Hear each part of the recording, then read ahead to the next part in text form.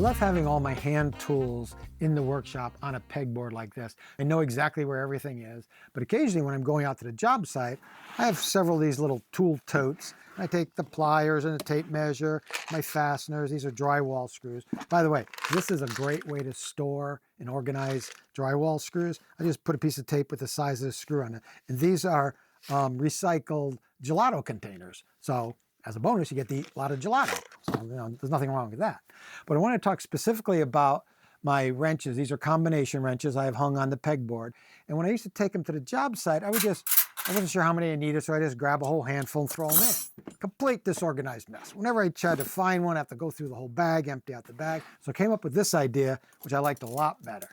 I got a carabiner, a nice big carabiner, and this way, when I put them in the bag, I can just yank all of them out at the same time. And then, if you need one wrench, of course, you can just take it off and use it. Or what I found is, once they're clipped down, actually you can use it without even removing the wrench in most cases. And this is great for any tool that has a handle in it, combination wrenches or even adjustable wrenches. I'm Joe Truini, and we created this channel to help homeowners like you with all your home improvement projects. Please support the channel by liking and subscribing. Thanks a lot.